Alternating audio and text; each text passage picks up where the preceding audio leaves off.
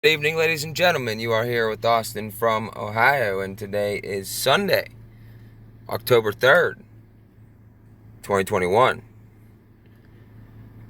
Well, as expected, everything is just rolling along, just moving right along toward their ultimate goal, and the censorship, the propaganda, the total just disregard for any kind of reality based decisions or even thoughts is just out the window. Most people by nature now are, um, self admitted hypocrites without even saying that, because they'll switch one day to another on different things, and they'll just be like, oh, well, yeah, this and that. And it depends. It's arbitrary, people's mindset now, and it depends on what it is you are talking about. Let me give you a good example. When talking about like Hegelian dialectic, we all know the left and the right side work for the same team. They give the appearance that they are on opposite ends, but in reality, they're not. We know this, but the people of whom it affects, they actually believe that both of these are on opposite ends of the spectrum. Well, nowadays it's, both the left and the right side are on the left side of the actual spectrum. I discussed this not long ago. um but it's just one of those things. Now, what I was talking about a little bit ago with the arbitrary decisions and thoughts and hypocrisy and all of that, you'll have people that are like so involved in this dichotomous thinking and this two-party system, and they go and they'll say that what's good for one side to do is not good for the other side to do. So all of the Trump presidency, we saw people on the left side saying, they were, am I still recording? Okay, yeah, we're good. They're going on about how, this and that, and Trump's doing this, Trump's doing that. But then Joe Biden gets in there and does the exact same thing because it's the same agenda. And they're like, nope, not the same at all, not even close. And then you can bring up, like, you know, Biden is doing the exact same thing as Trump is doing because he's enforcing this reset. And then, the Trump supporters will say that Trump was against all this and it wouldn't be so bad if Trump was still in there, to which I always tell them the reset and all of this started under Trump. And they're like, no, it didn't. No, you're talking about Operation Warp Speed, Mr. Take guns first and then worry about due process, like he did the exact same thing as this current president is doing, which is the exact same thing as the next president, if there is one, will do, and so on and so forth. But both sides ignore what their side is doing, but highlight what the other side is doing. Both sides are guilty of this. They know that. We know that. But those of us who are in the middle and who understand what it is and how corrupt everything is, we're like, hey, the two-party system has been failing us for decades and decades and decades. No matter who gets in there, it's always the same agenda. Because nowadays we are the only ones with any kind of common sense. Sad to say, but that's just where we are. You guys also know about the recent ban on any kind of talk that has to do with vaccines on YouTube, so I'm going to have to mind my P's and Q's on this one. But I'm going to run it anyway, and we'll see what happens. Alright, this first one. Largest Louisiana health system finds employees with unvaccinated spouses. Let me go ahead and read this again so it sinks in. Largest Louisiana health system finds employees with unvaccinated spouses. This is one of those things that is setting a precedent. They are going to go after you if your spouse or anybody in your family is not and you are, or if you're not and they are. It doesn't matter. They're going after all of it, and they're going to deprive people of their ability to collect unemployment, because they're going to say you shouldn't be able to collect unemployment because you could have prevented this just by doing what you're told. That whole thing. And many people don't understand that this is the New World Order. This is what we told them was going to happen. That's the part that gets me the most. We told them that this was going to happen. All of it as it happened. The passports, the lockdowns, the blatant totalitarianism, but we're still nut jobs, right? Whatever. The largest health system in Louisiana will start fining employees hundreds of dollars a month if they are married to an unvaccinated person. Huh. Seems like a good thing to do, just in 21st century America. We just throw out all of our laws that we have on the books that, go with discrimination and all that. But, okay, yeah, let's just throw all that out. No longer do we even have a legislative process. Some people think we do, but when the president can sit there and write up, executive orders like nothing and have them enforced on the entire country just because, we got a problem. Quote, the reality is the cost of treating C-19, particularly for patients requiring intensive inpatient care, is expensive.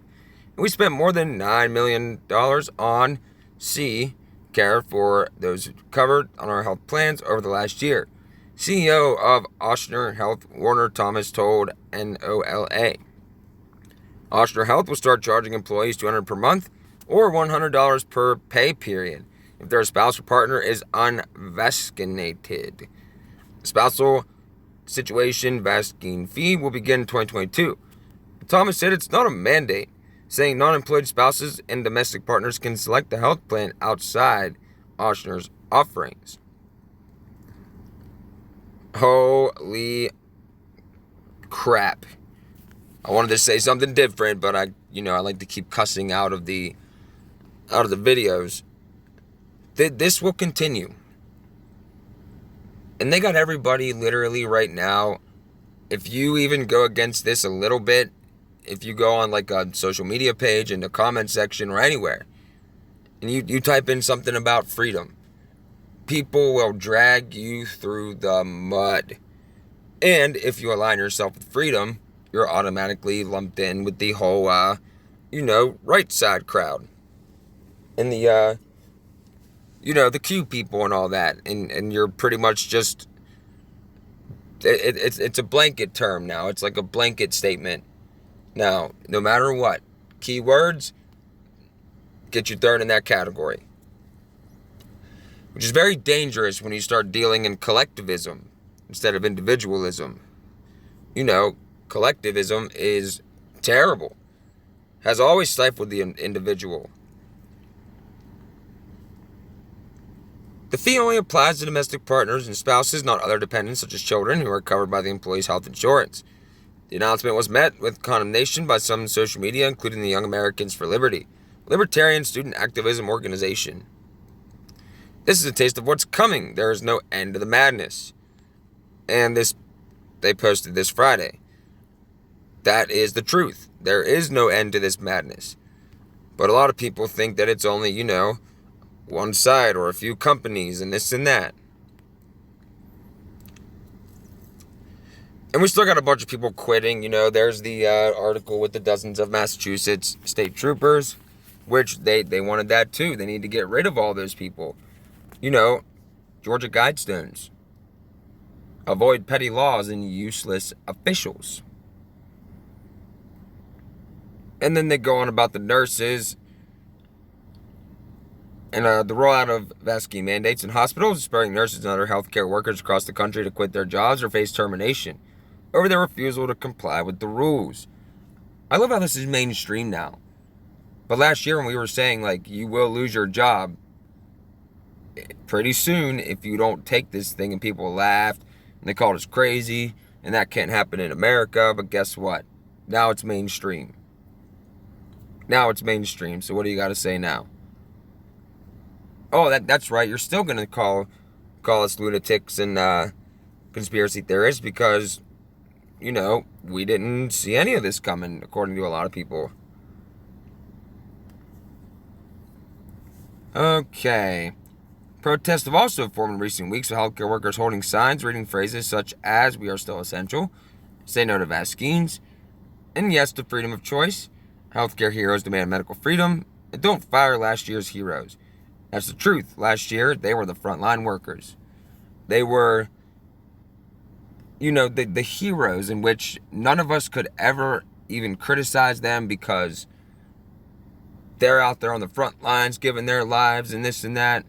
And the same people last year that were defending them to the point of, exclusion from, excluding you from the group or whatever, are now saying that these people are terrible. They don't deserve to have a job. And you better go get the thing. If you want to have a job, it's pretty simple. I think it's pretty funny because those same people also say, "Oh, I don't know why people are scared of the vaccine." And I'm like, dude, you're afraid of the air. You're afraid to come outside and breathe because, you might get something. And it's not that people are afraid of it. It's that people know what it is. We do our due diligence. They try to make fun of you by saying like, "Oh, what's your research? The internet?" Yeah, or YouTube. Actually, yeah. There's a lot of doctors, nurses, people showing documentation on YouTube. So the internet is a great place to learn things. If you're going through the documentation and all of that. People think just because it's on the internet means it's not true. That statement is not true. Of course, there's a lot of bullshit on the internet. We all know that. But we also know how to filter through and find the truth. So, but yeah, basically for this one, setting a precedent for not only health systems, but other jobs and other companies and whoever else to find your employees with unvaccinated spouses. There's literally no end to what is happening. There's literally nothing that is below them. They will literally do anything. I wouldn't put it past them to do anything at all. And if there's anything we've learned in the last year, it's that you don't really have to dig anymore. They pretty much just tell you what they're doing as they're doing it. But most people just look over that and it goes right over their heads. Right over their heads. I don't get it. I mean, I understand propaganda. I understand what's going on there. Propaganda only works on the unsuspecting population. I understand all of that. But there has to come a point in time where people are like, wait, this looks really familiar to things that happened in history. But that won't happen because Americans, especially people around the world, don't know world history or hear American history. I don't know. Moving on. All right. I came across this one the other day, but I forgot to run it in my video. Now, when you got people like this guy coming out and saying these things, you might want to pay attention. The CEO of JP Morgan Chase has just warned that his bank is preparing for a potentially catastrophic U.S. credit default. Now, the CEO of JP Morgan Chase, this guy's got some clout. Right? He knows what he's talking about because he's, in on it. JP Morgan Chase CEO Jamie Dimon revealed Tuesday the multinational investment bank is preparing for the potentially catastrophic event, the United States defaults on its debt, which is still coming. They can play the game all day long with raising the debt ceiling and kicking the can down the road. That's what I call it. That's what it is. Kicking the can on down the road. Because as soon as that debt ceiling is reached and the U.S. has to default on all of its loans, that will automatically, the Federal Reserve will foreclose on the United States. Basically, that's the way it's set up. They will foreclose on the United States, and they will come and repo everything. Your house, my car, your car, even you. Executive Order 11,000, seizure of American people to work in work brigades under government supervision. So, whatever that is. Anyway, the eyebrow-raising comments were made as Democrats seek to pass a $3.5 trillion spending bill, which they claim costs $0. Which, that's hilarious. Nothing cost $0. Unfortunately, the Congressional Budget Office has not yet scored the bill. But some analysis indicate that the bill becomes law could add more than $4 trillion to the national debt. Which, yeah, it will. And people think that the economy is good or is recovering or it was the best it ever was before the situation. But the point is that it's a debt-based economy. You can't have real wealth and real prosperity or any kind of recovery under a debt-based system. Paper currency will always revert to its intrinsic value, which is zero. I always use this example. Okay, let's say I'm the Federal Reserve and you are the United States government or whoever, it doesn't matter. And well, we got to take into consideration the gold standard at first, because back then you could take your money and you can go cash it in for gold or silver depending on what you had and whatever, because however much money you had, you were assured that amount exactly was backed up by gold and silver. But now apparently it's backed by the full faith and credit of the U.S. government, which really isn't worth anything. Ever since about, 1913, when the Federal Reserve was passed quietly in the night on December 23rd, when everybody was getting ready for Christmas. That's the way these people work. Okay, so let me go back to the example before I start reading again. Okay, so I got 2 gold nuggets, and you have 2 gold nuggets, and I have, paper currency, and I say, hey, instead of lugging those around, why don't I just, loan you this, which is equal to your gold, and you give me the gold, and then you take these $2 bills and you go and do whatever you want with them, spend it, save it, whatever. And you're like, oh, okay, I'd rather have these $2 bills I can crinkle up and put in my pocket than, these 2 gold nuggets. And back then people had faith that you'd be able to go in and exchange it at any given time, because the exchange rates were just, if you had $1, I'm pretty sure that was like 0.5 ounces of gold or something like that. I forget the actual, but it doesn't matter. Okay, but so after the trade, you give me the gold, I give you the dollars, and I say, okay, but there's a catch. You owe me 25% interest. And you're like, okay, that's perfectly fine. Okay, so where does that 50 cents come from? Right? Comes out of thin air.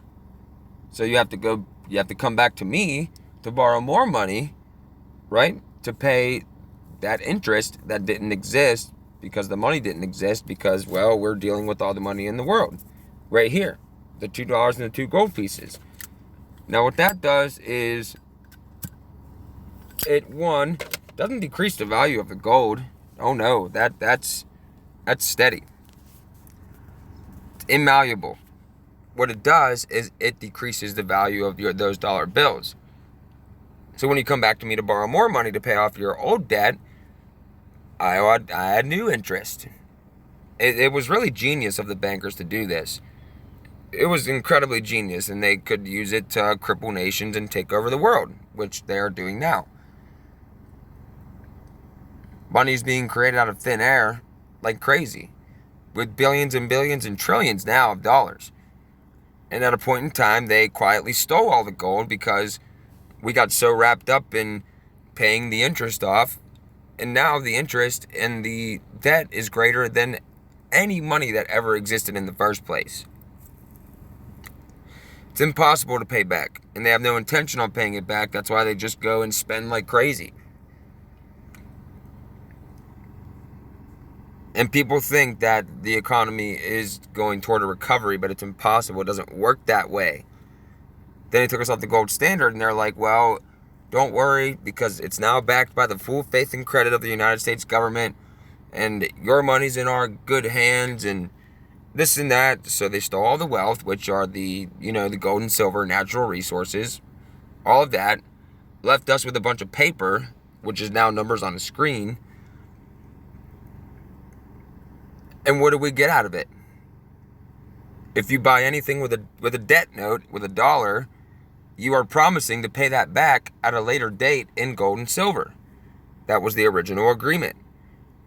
So when they come to you and they say, hey, did you buy any of this stuff with dollars? And you say yes. And they're going to say, oh, well, do you have that much in gold and silver? No. Oh, well, then all this stuff is ours. Why do you think you get a certificate of a title instead of a title for your car or your house? You get a certificate of title. You don't get a title. Anyway, Diamond told Reuters that JP Morgan Chase is preparing for how to conduct business if the U.S. defaults on its credit, a possibility that would cripple the U.S. economy. According to Reuters, the country's largest lender has begun scenario planning for how a potential U.S. credit default would affect the repo and money markets. Well, it would destroy it. Because all the money markets and all that stuff and Wall Street and the entire economy is based on debt. And what happens, well, after the 2008 financial crisis, what'd they do? The government bailed out the housing industry, which gave them control of the housing. So now they own pretty much all the homes. And then, it came time to take over the healthcare system, which they did under Obamacare. A lot of people still don't understand that one, which is amazing to me. It really is. They've done so well. They've done incredibly well at just going about this entire thing. It's crazy. It's insane. It is literally ridiculous how they are still getting away with this. But they got their one world digital cryptocurrency already lined up, so they already know what they're going to do when the U.S. is forced to default on all of its loans. Okay, so, wait, what did I miss? All the money markets, client contracts, capital ratios, and how rating agencies would react. Diamond said in an interview, quote, "This is like the third time we've had to do this. It's a potentially catastrophic event," he said. "Every single time this comes up, it gets fixed, but we should never even get this close." Well, you're always going to get that close because it's impossible not to get that close because it's a debt-based system. That means every single dollar you have is owed to somebody else. I'm pretty sure it's like $1 is owed to 6 people or something like that.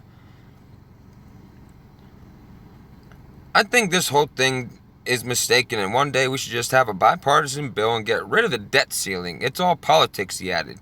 Congressional Democrats are scrambling to find a way to raise the government's $28.4 trillion borrowing cap before the Treasury Department runs out of means to service the nation's debt. Treasury Secretary Janet Yellen has said the Treasury will likely exhaust extraordinary measures by October 18th. So they're literally setting up. They're setting up to initiate and instill their one world currency. They're going to have it all ready to go, and they're going to say, but wait, well, what are we going to do? We don't have a world reserve currency anymore. And that's another thing, people in different countries.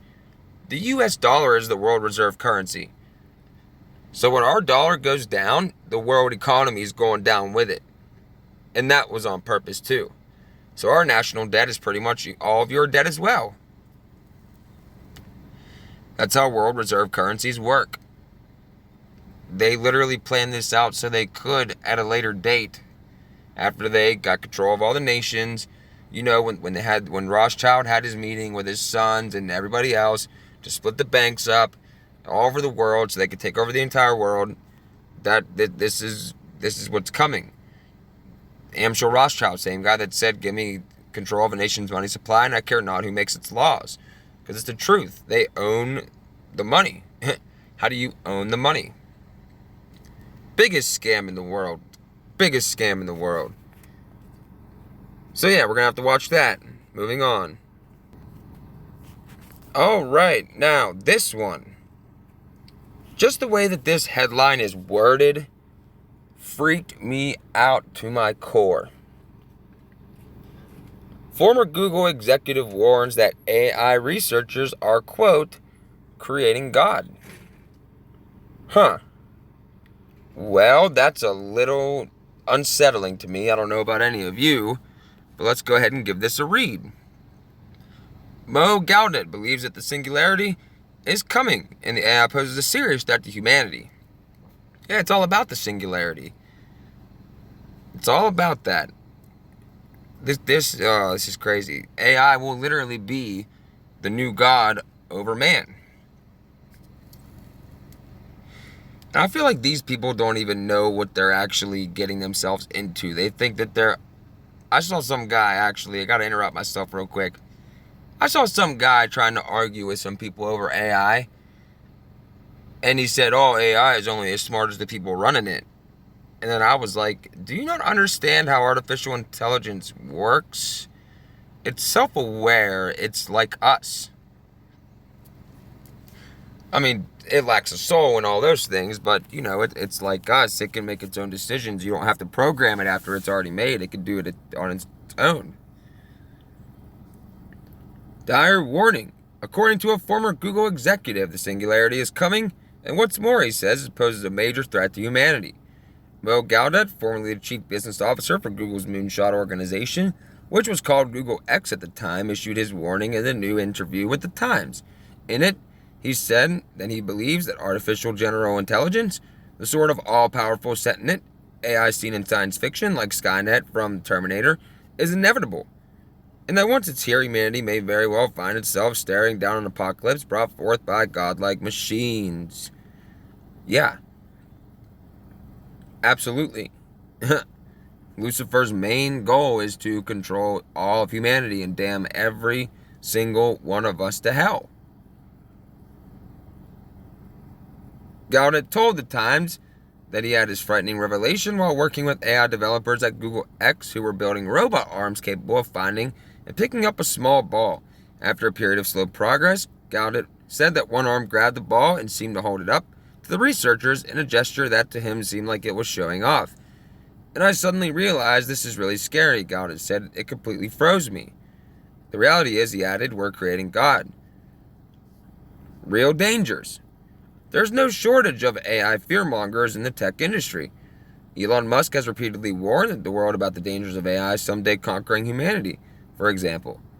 And I know Elon Musk has controlled opposition and all that, but that doesn't take away from what he said about the AI. But that kind of speculative outlook somewhat glosses over the real hazards and harms linked to the AI we've already built. For instance, facial recognition and predictive policing algorithms have caused real harm in underserved communities. Countless algorithms out there continue to propagate and codify institutional racism across the board. Those are problems that can be solved through oversight and regulation, but you wouldn't know that if you, like Gaudet, think of AI development as the inevitable birth of a vengeful God. So yes, we're just going to keep messing with artificial intelligence until, it literally is out of our control and we cannot do anything at all because artificial intelligence learns everything in a millisecond. Everything there ever is or ever was to know will be known by AI. And I believe that, with the whole WO 2020-06-0606, cryptocurrency system using body activity data, Internet of Bodies type thing that not we, because I'll be dead, most people will be connected to this, which would literally make AI God over them, which I believe that's what this guy is saying. And this Google executive better watch his back now because they are probably not happy that he's coming out talking about this stuff. Moving on. All right. Now here we are over at whatever this is. Oh, Michael Tracy or something like that. I just found this one interesting because it's pretty true. Academia is establishing a permanent surveillance bureaucracy that will soon govern the rest of the country. Gee, you don't say. Having now received a tsunami of messages from people across the U.S. and a few internationally about the surveillance regimes being permanently installed at their educational institutions, in contravention of earlier assurances that the current academic year would mark a long-awaited return to normalcy, thanks to the onset of mass vaccination, there are a few conclusions to draw. First, unless and until C cases are abandoned as a metric by which policy action is presumptively dictated, these institutions are designed to continue flailing from irrational measure to irrational measure for the foreseeable future. Just turn your gaze over to one of America's most hallowed pedagogical grounds. As of September 17th, Columbia University has newly forbidden students from hosting guests, visiting residence halls other than their own, and gathering with more than 10 people. The stated rationale for these restrictions? Administrators have extrapolated from the contact tracing data they've compulsorily seized that recent increase in viral transmission is attributable to students socializing unmasked at gatherings in residence halls and at off-campus apartments, bars, and restaurants. Socializing at apartments, bars, and restaurants in the middle of Manhattan? Gee, I can't think of anything more heinous. Yeah, that's hilarious. The sarcasm is hilarious. I can't even. Just like Connecticut College and so many other institutions, I've been taking flurries of messages about. Columbia has already mandated vaccination for all students, faculty, staff, and is approaching 100% compliance. But as has now been made abundantly clear, for many people in positions of bureaucratic authority, universal vaccination was never going to be sufficient for transition away from the permanent emergency mode of situation exegetical theology. The perverse incentives are easy to grasp. These administrators have so much invested in the infrastructure of case detection they've constructed over the past year and a half, not to mention the wider ideological project of stopping the spread at all costs.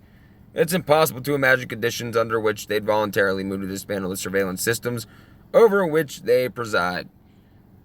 And not just because the new powers conferred by this infrastructure, the ability to micromanage the private lives of young adults, track and adjudicate. I can't even speak today. Adjudicate the propriety. Come on, what is happening? Tongue twisters. Of their movements, etc.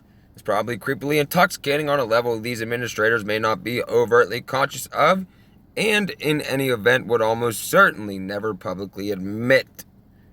Ding, ding, ding, ding, ding, ding, ding, ding, ding. We have a winner. You think they're going to give up all this power? You think they're just going to say, well, we're just going to get rid of all of it, guys. We're good.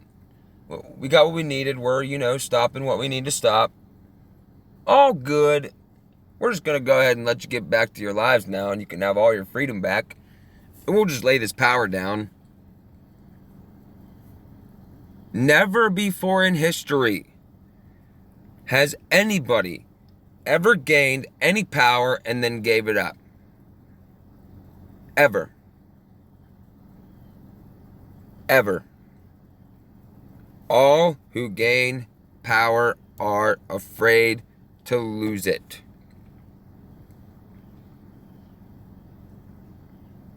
No, the infrastructure won't be dismantled anytime soon because doing so would also require accepting a major paradigm shift in how situation is understood. And for certain segments of society, that old system of thought is just too all-consuming.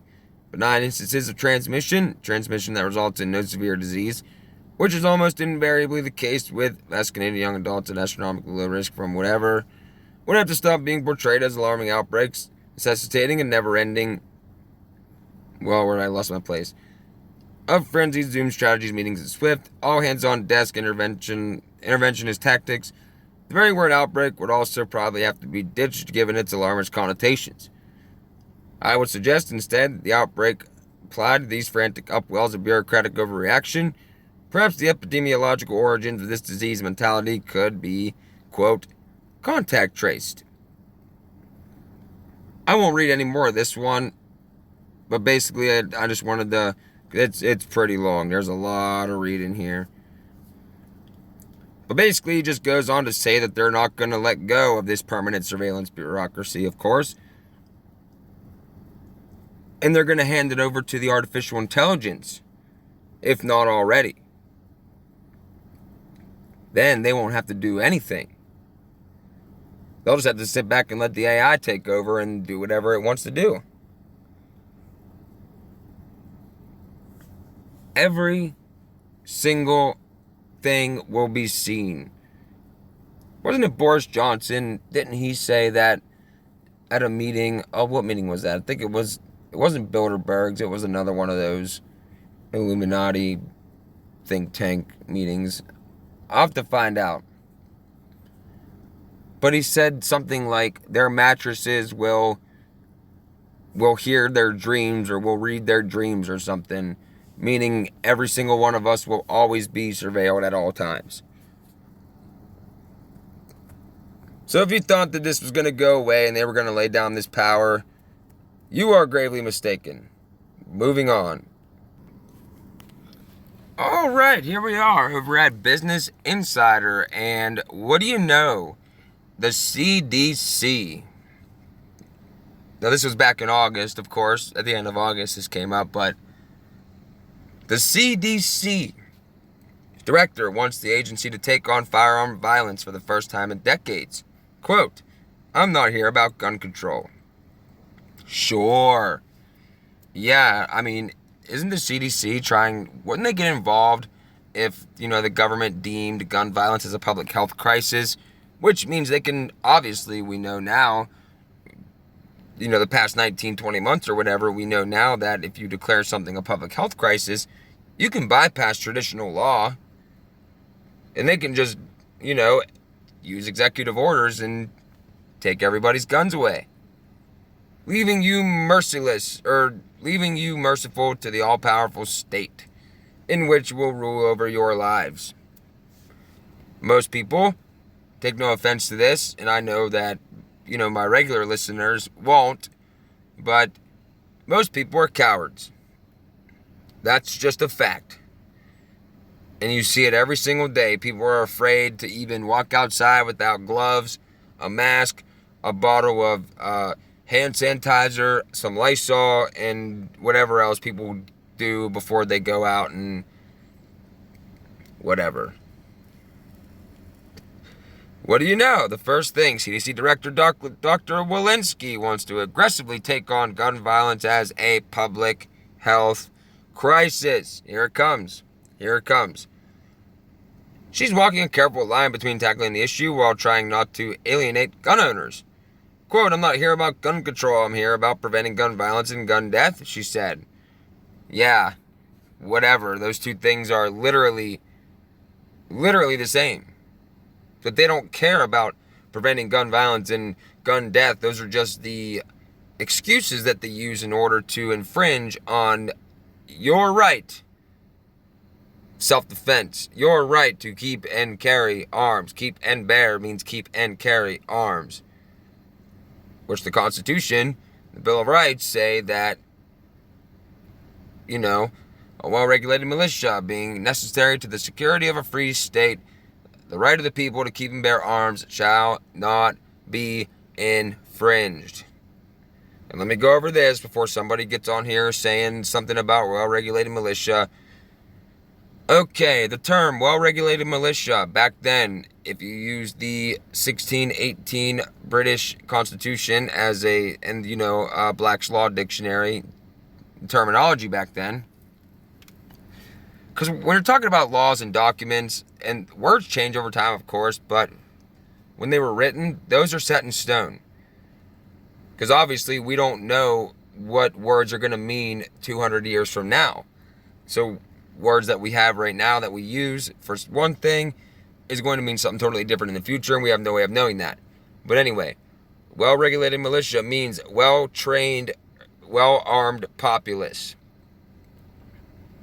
I know a lot of people that are well-trained, very well-trained. And militia literally just means any able-bodied person age 17 and older. And obviously the second part of that, well, the first part of the Second Amendment is declarative. It says, well, if you would read it as is, without the words they use, it would say a well-trained, well-armed population is necessary to the security of freedom. The right of the people to keep and carry arms shall not be infringed. It's pretty self-explanatory. We don't need any of this public health crisis, backdoors trying to, we can't do it traditional way, so we're going to have to go to the back door and try to do it this way. But honestly, they're more brazen now, and they know that most people aren't going to do anything. So they're just going for it. It don't even matter if people have guns anymore. Dr. Rochelle Walensky, the director of the Center for Disease Control, wants her agency to establish gun violence as an urgent public health crisis. Yeah, says the person who says they're not here for gun control. Sure. That was the time. It's pedal to the metal time, she told CNN in a new interview. Man, they're pedal to the metal on a lot of things, aren't they? The scope of the problem is just bigger than what we're even hearing about. When your heart wrenches every day, you turn on the news and you're only hearing the tip of the iceberg, Walensky said. Actually, if you turn on the news and they're literally reporting on anything that has to do with guns, because that's part of the agenda. Congress stopped funding the CDC's gun violence research in '97 under pressure from the National Rifle Association, and the agency's directors at the time, since have largely stayed mum on the issue until now. The funding changed during the Trump administration when Congress passed spending bills allocating $25 million for CDC and National Institutes of Health to research gun violence. You see that? The funding changed during the Trump administration when Congress passed spending bills allocating $25 million for the CDC and National Institutes of Health to research gun violence. He would have had to have signed that. Again, showing you that Donald Trump is a traitor. Walensky says she's trying to walk a thin line between sounding the alarm on the issue without alienating gun owners or adding to politicization of the issue. Generally, the word gun, for those who are worried about research in the area, is followed by the word control. And that's not what I want to do here. Walensky told CNN, I'm not here about gun control, I'm here about preventing gun violence and gun death. And how do you do that? Again, they don't care about gun violence. They don't care about gun death. If they did, then they would disarm the state. But do they? Nope. Walensky extended an open invitation to gun owners to come to the table and educate her and the agency on how they've cultivated gun safety. I'd like to be there. And I'll be like, you ready for it? All you gotta do is not have evil in your heart. Oh, there's the problem. People are evil. That's human nature. Some people are inherently evil. Ever since the dawn of man, there have been people, and there always will be people that are just downright evil, downright want to hurt people. It don't matter if they have a gun, and they know this.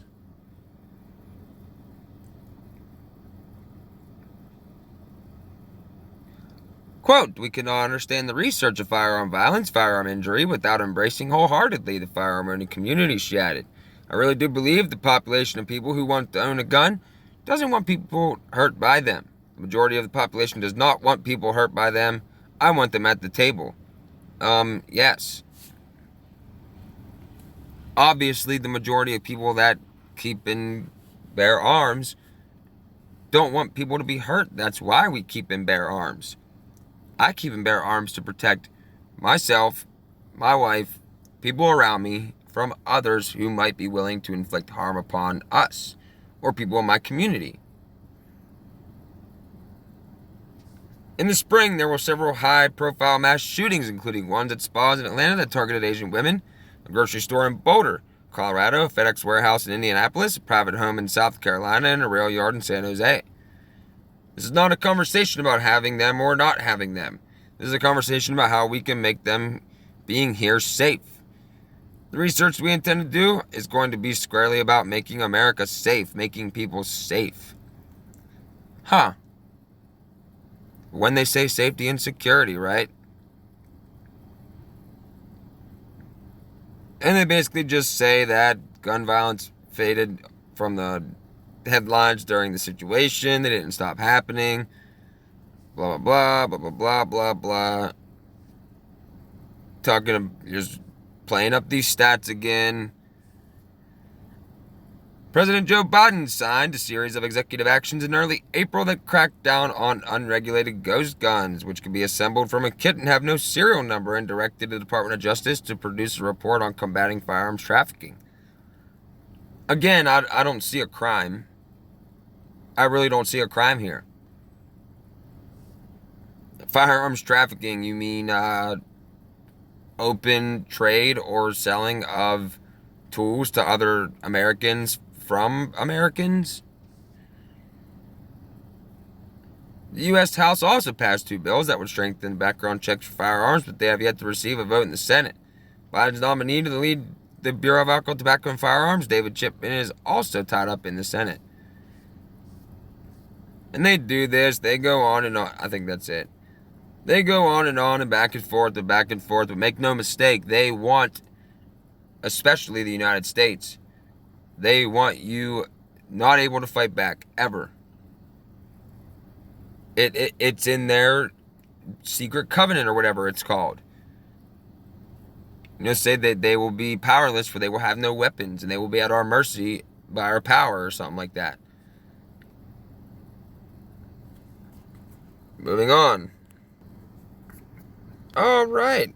Here we are over at Baskin Impact. Oh, come on. Oh, please don't. Hold on. Sorry about that, guys. There was a lot of pop-ups, and I didn't want the recording app to crash on the last thing that I'm going to bring up here. But the most important truth about the coming New World Order, almost nobody is discussing. Let's take a look. And this says 2 artists' interpretation of a New World Order coming in the future. Which one is more likely? Which one is more likely? I would say the right one. Should be the left one, but,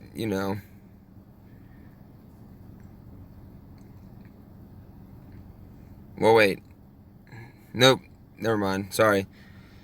The wolf will live with the lamb, the leopard will lie with the goat, the calf and the lion and the yearling together. The little child will lead them. The cow will feed with the bear, their young will lie down together, and the lion will eat straw like the ox. The infant will play near the hole of the cobra, and the young child put his hand to the viper's nest. They will neither harm nor destroy on all my holy mountain, for the earth will be full of the knowledge of the Lord as the waters cover the sea. A little over a year ago, before C-19 to bring up the subject of a New World Order or a one-world government was to be branded as a conspiracy theorist, in spite of the fact that such global institutions as the World Economic Forum, Rockefeller Foundation, and many other global institutions have been publishing materials on their view of the future for decades and predicting things such as a major reduction of the world's population and a central worldwide government. Sorry guys, 1 second. I'm going to go ahead and light my cigarette. Very unprofessional, I know. I apologize for that.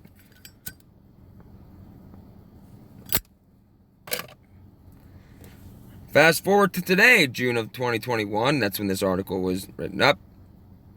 And the idea is no longer so far-fetched, particularly for those who know how to bypass censorship in the corporate media and big tech. And yet, even within the alternative media, for the most part, only a single view of the coming New World Order is discussed, as if it's inevitable. Most see it as a future of increased technology, and words that were hardly a part of our vocabulary just some months ago are now common, such as transhumanism, technocrats, mRNA, gene altering, nanobots, etc.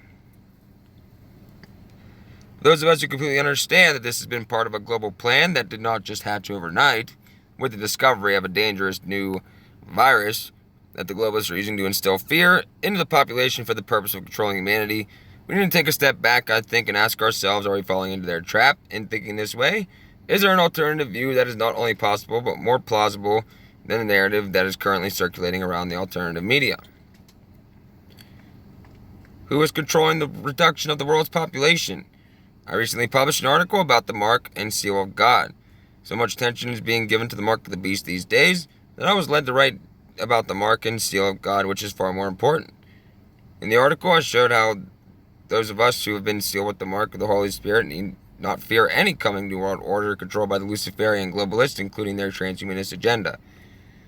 In that article is right here, and I will link this for you guys so you can read it. In the second article I recently published, I explain how the top of the Luciferian world leadership structure, there is actually unity of how they view the future of the world. And any perceived differences between different political parties or ideologies were simply part of the plans to keep humanity divided, concealing who the real enemies of mankind are. Truth. In that second article, I briefly touched on the topic of who is orchestrating the current reduction of the world's population based on the prophecies of John written over 2,000 years ago in the book of Revelation in the Bible, and I quoted several passages to illustrate this. I looked, and there before me was a pale horse. Its rider was named Death, and Hades following close behind him.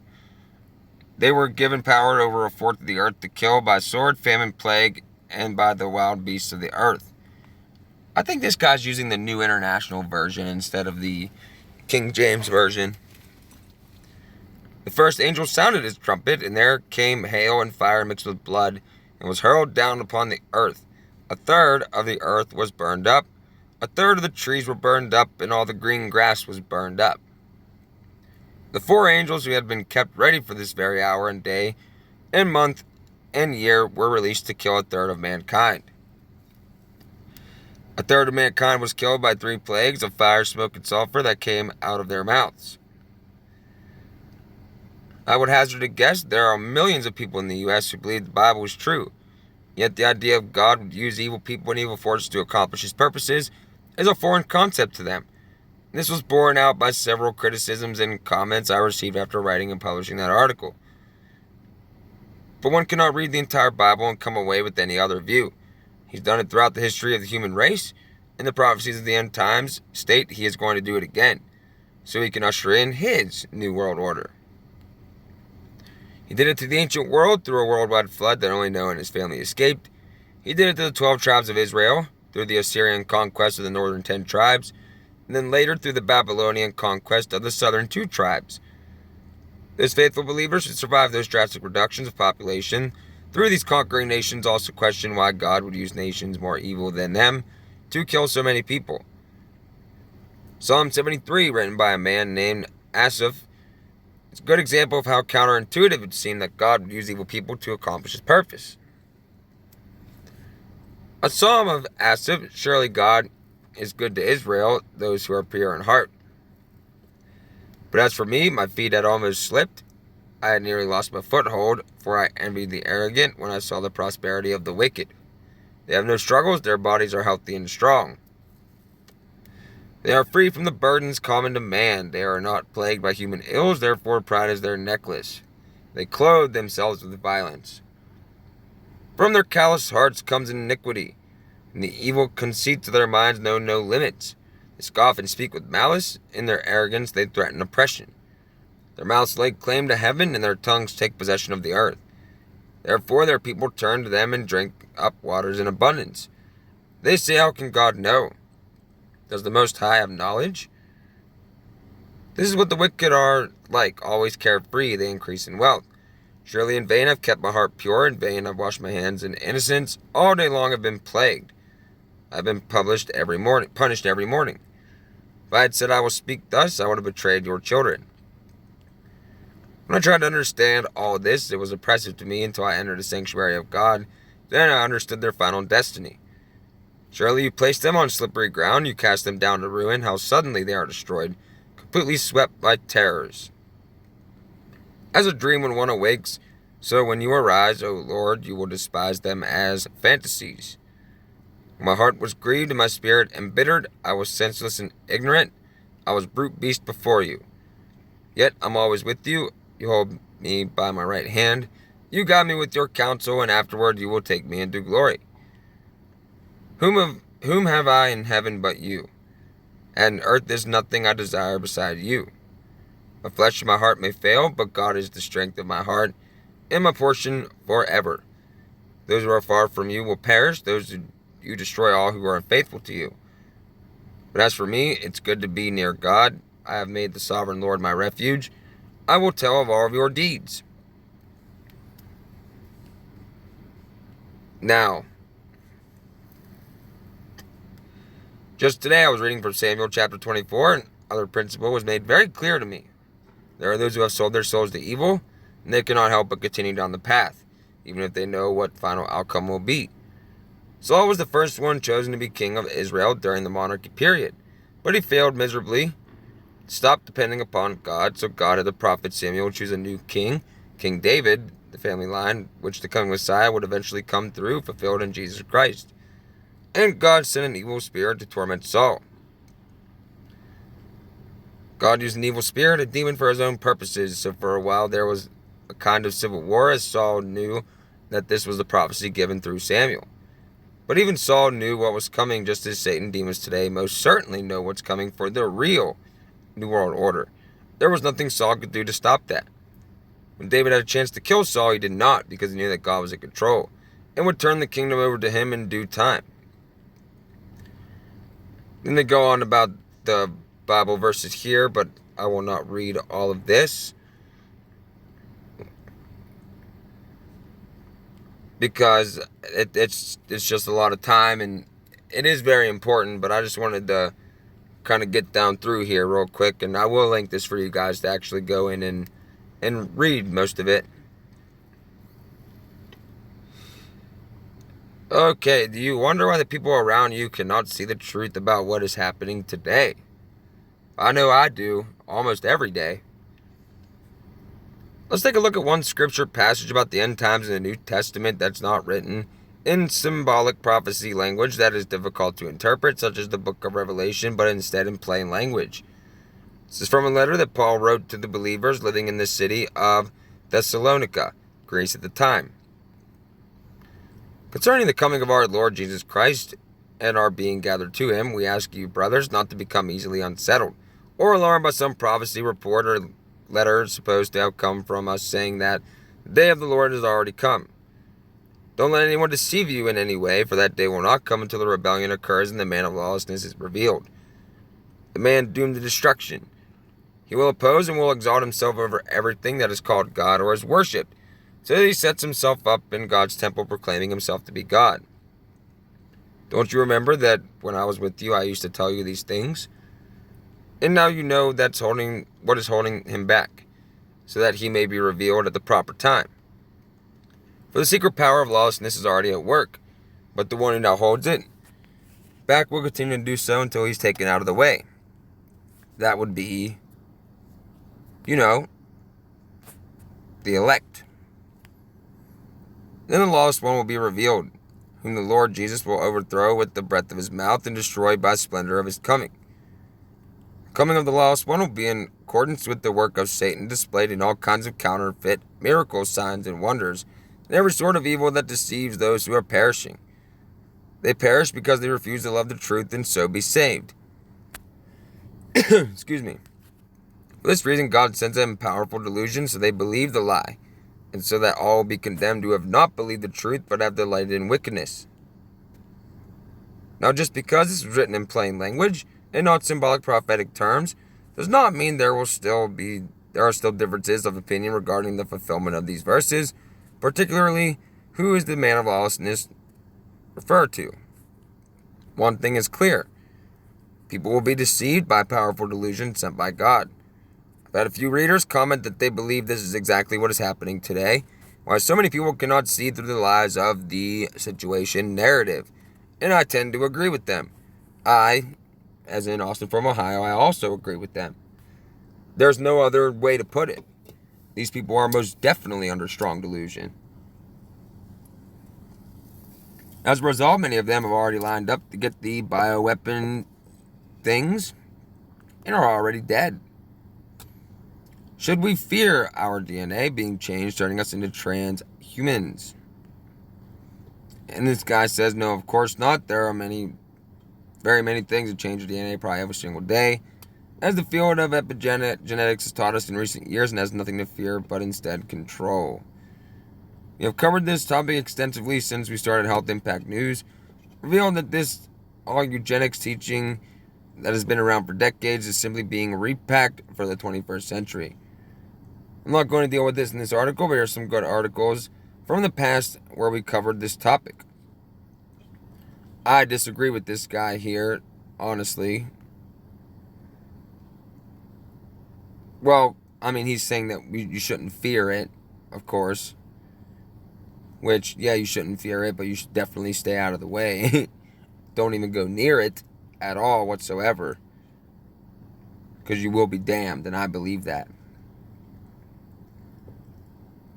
Okay, let's see. Who should we be fearing, God or those promoting the transhumanism and the Great Reset? Of course you should fear God more. I mean, he's the one that has power over your soul and over all things. Of course I would fear God. I don't fear any man. Not one. Not 100. Not 1,000,000. Not 4,000 or whatever of the most prominent. Have no fear of any of them. My duty is to sound the alarm to those of you out there so you can make the decisions that you need to make for your family, whether it be... Actually, I'm not even going to comment on that because that's your decision. Okay. And this guy goes on with, if you're not marked with a seal of Holy Spirit and instead under a spirit of delusion, then you cannot understand these things anyway. I'm not seeing anyone else write the kind of things anywhere else right now. And for the elect who are fast becoming a small remnant, this article is for you. I know how lonely you are feeling right now, trust me. I want you to understand, however, that better days are coming. That everything is following a laid out plan that has been in the works for a very long time. But it's not the plan that you have probably been reading about, not even in the alternative media. Fear is the situation that has gripped the world because it's all that Satan and his minions have left to try to deceive everyone and take as many people with him to his final destination as he possibly can. Yes, that is his main goal. One of the things you absolutely should not fear is their technology, such as transhumanism. It's all fake. It's time to stop listening to the experts, and that includes those in alternative media, including well-meaning medical doctors. It's time for you to pick up your Bible and start reading and studying it, and then praying to God for wisdom and revelation to see through the lies and deception that now dominate our culture. Because I can testify to you after reading and studying the Bible for more than 40 years, seeking God's guidance in my life, that when you put your life in God's hands and pray heartfelt prayers to Him, asking for guidance and wisdom, He will answer you and begin to show you things that you could never see if you're only filling your mind with what is coming out of the media right now, and that includes alternative media. And then you do your own research to verify as much as you can, take what the media is telling you, take the opposing view, and begin to research it. Take a skeptical view of all the claims currently being made for this new technology, which actually is not all that new, and see if there's any evidence to all these claims of superquantum computers, AI intelligence exceeding intelligence of man, human biology being intertwined with technology to create transhumans, etc. And he goes on and he says the evidence is lacking, which it's not. It's not. I honestly don't... I don't agree with this guy on some things, but a lot of things I do. A lot of things I do. But I basically just brought this up to show that we shouldn't be... I'll link this for you guys. I think I have one more thing for you guys too. I brought this up to show basically that we shouldn't fear anything that they're doing at all, whatsoever. I mean... Fear of man is not anything that you should even have. God did not give us a spirit of fear. Did not give us a spirit of fear at all whatsoever. fear only comes from, Lucifer. And I understand a lot of people, they don't want to let go of this world. They don't want to let go of this world at all whatsoever. I understand that. There are some things in this world that I like. There are most things in this world I don't like. But we have to be willing to lay it on the line. Take personal risk. Put your name out there. Make videos and stuff. I will link this one for you guys to go and read through. There is a lot of reading here. A lot of different articles and stuff. But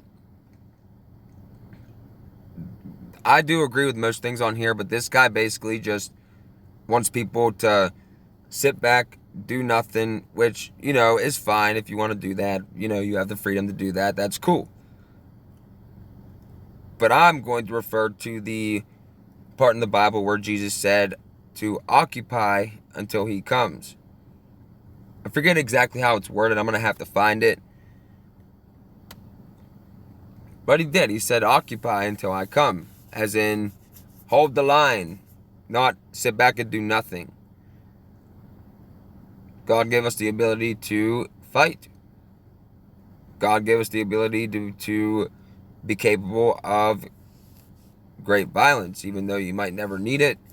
And you should only ever use it in self-defense of life, liberty, or pursuit of happiness. Why would God give you any of that if you weren't supposed to use them at some point in time? Let me see if I have one more thing for you guys here today. Okay, here's one more thing that I'm going to bring to you guys today. And this is Neuralink co-founder predicts that humanity will get wrecked. Should we be concerned about the singularity? Departed Neuralink co-founder Max Hodak is a grim take on the fate of humanity. The robot uprising is inevitable and they will leave humans in the dust. Key to his argument, which is admittedly a little hard to follow, is that AI will likely not adhere to humanity's preconceptions about political and economic models for society. Humans are objectively bad with socialism, and on the contrary, capitalism is amazingly effective at advancing humanity. He wrote in a tweet, but machines might end up reasoning about their identities and communities super differently. That kind of incompatibility could lead to irreconcilable differences. We're going to get so wrecked, he added. The kind of value system that humans have used to structure societies over history, regardless of their success in bringing about meaningful change, may soon no longer be relevant. I don't know. I think the broader point is that machines might end up having a lot more flexibility on how they organize themselves than we do. Hodak pondered in a follow-up tweet, it takes generations to upgrade cognitive technology in human societies. This news comes after Hodak left brain implant startup Neuralink in May, a company he co-founded with SpaceX CEO Elon Musk. I am no longer at Neuralink as of a few weeks ago, he wrote in a mysterious tweet. At the time, I learned a ton there and remained a huge cheerleader for the company. Onward to new things. Neuralink has tasked itself with developing brain-computer interfaces, likely judging by Hodak's work in Neuralink, aimed at blurring the line between human and machine, making his recent comments all the more intriguing. To Musk, that has always been priority number one. The billionaire CEO has repeatedly said that machines are eventually coming to get us, a warning sign that should motivate us to get ahead of the problem with cutting-edge technologies. And he basically says if you can't beat them, join them. What I believe they're trying to do here is sell you the Internet of Bodies, which is basically what Elon Musk said. Oh, if you can't beat them, join them. They're trying to get people to want the technology that comes with the Internet of Bodies. They want you to merge with machine. And those of us who are, going to remain regular human beings will be seen of as primitive, not belonging in the New World Order. But that's okay. Don't need it. Don't want it. Whatever. Whether humanity's advancement in robotics will allow us to come up with new ways to recognize ourselves, reorganize ourselves to deal with the swiftly tilting future remains to be seen. Perhaps Hodak is right in believing that the kind of shift could take entire generations. Machines, on the other hand, are starting from scratch, and if it were ever to come to a point of having them organize themselves without our input, the singularity in effect, that could certainly lead to our demise. A lot of things are happening. A lot of things are happening really fast. There are decades when nothing happens, and there are weeks when decades happen. I really don't know what else to say about any of this stuff, honestly. I'm just going to keep doing my due diligence. I'm going to keep reporting the news. I'm going to keep bringing stuff up. I got to jump into the research. Keep trying to combat the official narrative and keep trying to bring people to the point of complete and utter, trust and faith in God. That's the only thing that you need. It's the only thing that's really going to save any of us. People are like, oh, but what about this? What about that? And I ask them, like, do you believe in God? Yes. What are you worried about? Unless you're lying to yourself, you should have no fear. You should have no fear of death. You should have no fear of anything. If you believe in God. If you don't, or you're conflicted, try reading the Bible quietly on your own. Just read it. And I'm not talking about 1 or 2 pages. No, I mean like 50, 60 pages. Let it speak to you. Because it will. And you'll feel it. Let's pray. Our Father, who art in heaven, hallowed be thy name. Thy kingdom come, thy will be done, in earth as it is in heaven. Give us this day our daily bread. Forgive us our trespasses, as we forgive those who trespass against us. And lead us not into temptation, but deliver us from the evil one. For thine is the kingdom, the power, and the glory forever and ever. Amen.